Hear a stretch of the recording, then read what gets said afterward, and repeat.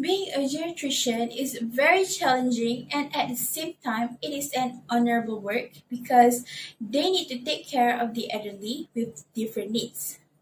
All of us know that it is not easy to take care of the elderly, and not everyone can do this job. These people need an extensive care due to their age and health condition. And I think that's the main reason why geriatrician is really needed to take care and treat them properly. So back to our topic. As the year passes by, the senior population keep on growing. Based on the article that I just read, it stated that there were almost 8.5% of the world's population who were over the age of 65 in 2015. They also predicted that the percentage would rise to 12% and 16.7% respectively by the years 2030 and 2050. Aging is an inevitable aspect of life, and the natural biological process of aging will gradually cause age-related disorder as the years pass. Furthermore, majority of the elderly need assistance in order to be physically present at the medical facility each time they experience a health concern, especially the one who suffered chronic illnesses and needing the use of appropriate drugs as well as extra care and attention. Age-related or post-illness physical impairment in the elderly patient will require rehabilitation. And whose job do you think to handle this situation? That is the reason why geriatrician is needed to assist the elderly to make sure they are living their best life. But unfortunately, in Malaysia, we are having a geriatrician shortage in the healthcare service industries.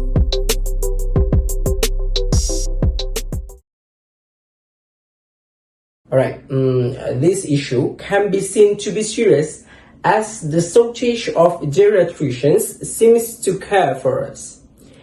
This can be because from the statistics from 2010 to 2013, we get to see that the amount of geriatricians does not distribute evenly to every state, as some states evenly have one, but some states have more than it could.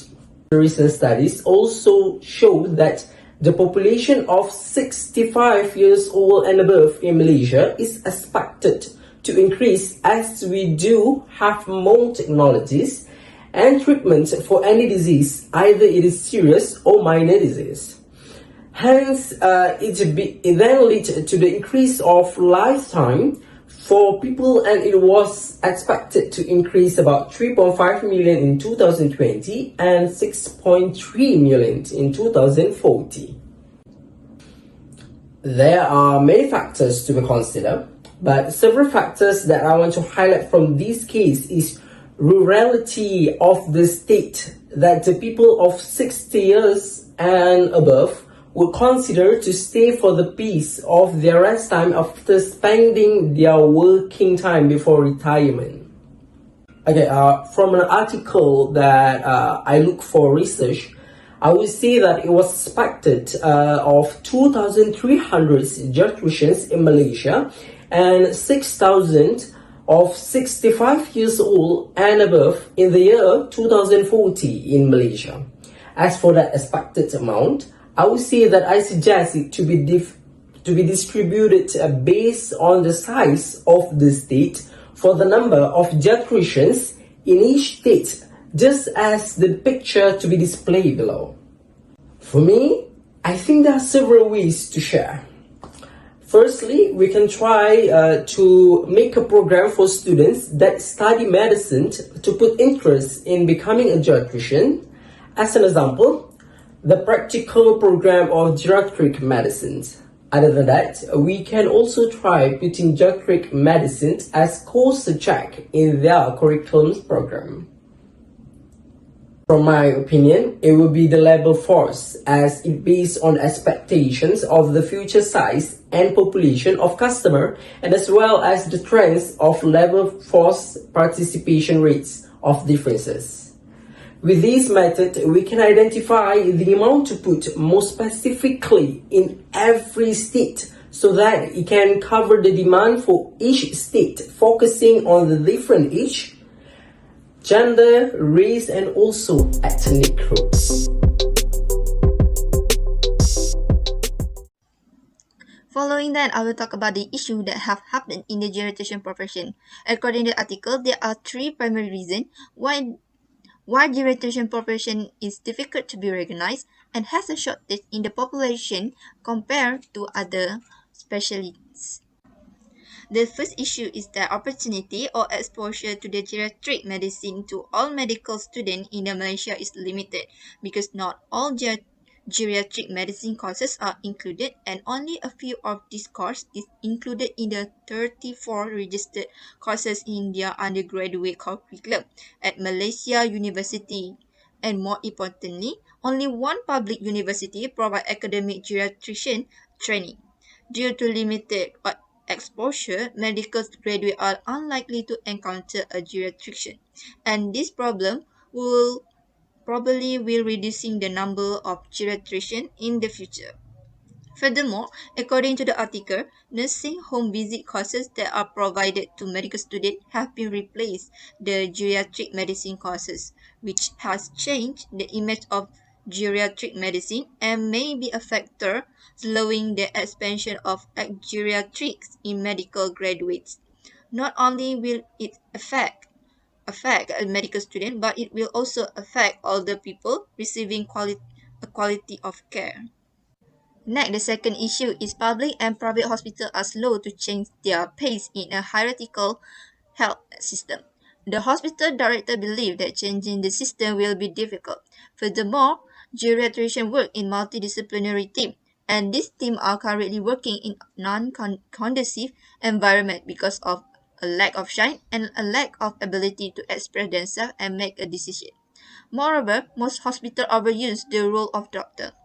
Although some doctors, including hospital director, lack of training in geriatrician medicine. Because of this culture, doctors are overworked and doctors who are not geriatrician work in non-conducive environment.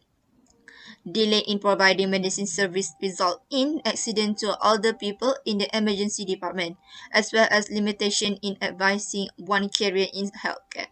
As a result, most geriatricians are struggling to greater, preserve, and perform teamwork in medical service. Last but not least, the last issue according to the article is there are failed to recognize the dynamic of geriatricians surrounding older people family regarding caretaker.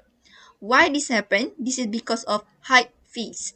Because according to the article, children and the elderly are expected to stop using geriatrician as a caregiver due to high fee as the fee is 3 times the minimum wage and are expected to burden the children.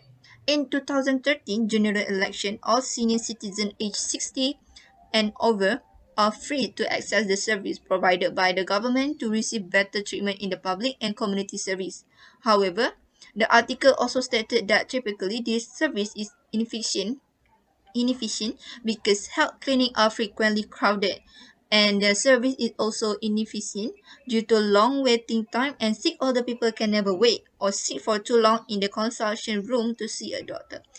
Private hospitals in particular have a high cost and limited and not available to some private geriatricians.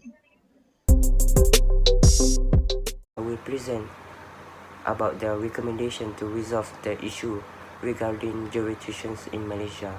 The first recommendation is to commit in recruiting and training geriatricians. Hospitals should choose the number of people entering geriatric subspecialty training based on skills, desire, available training centers, and the number of geriatricians needed. The criteria for granting the training fellowship award should be reconsidered since such specialty training occur while the doctors are in training.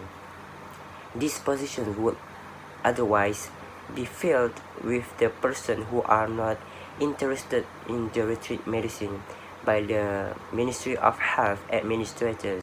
Doctors who want to specialize in geriatric medicine should be incentivized with swift methods that avoid administrative and political delays. With more medical graduates, our country will no longer lack of geriatricians.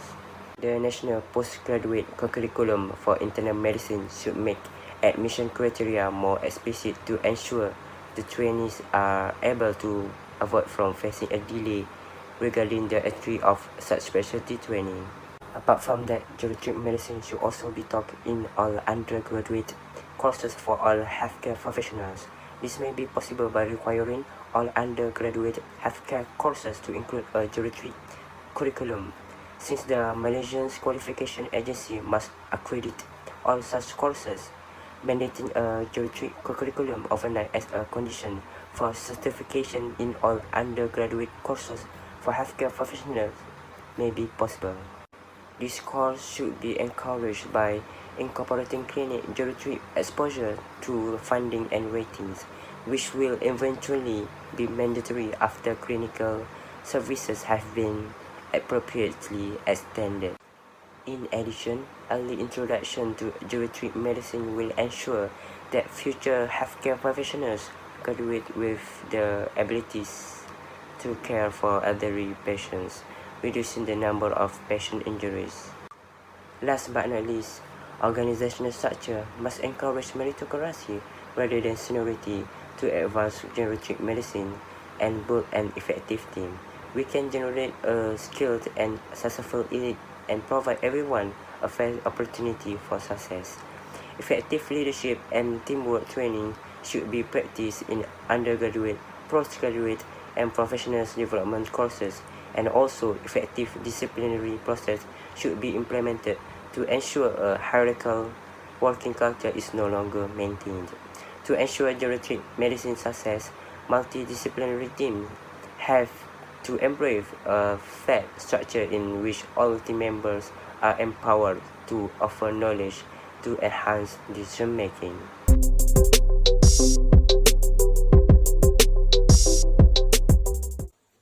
This is the ending of our video. To sum it all up, obviously we need more geriatrician as the elderly population is getting higher year by year. From what my teammate has mentioned, there are many ways to overcome the crisis of geriatrician shortage in Malaysia.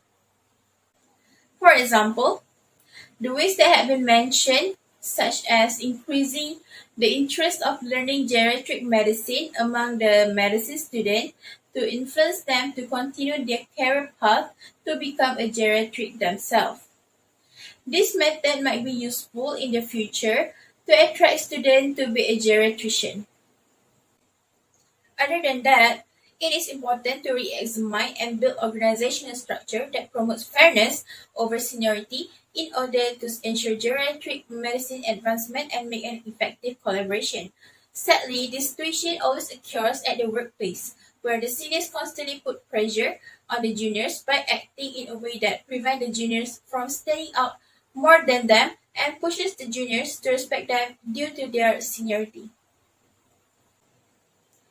Before we end this video, we believe that by putting into practice the method that previously mentioned will do some positive impact in preventing shortage of geriatrician in Malaysia.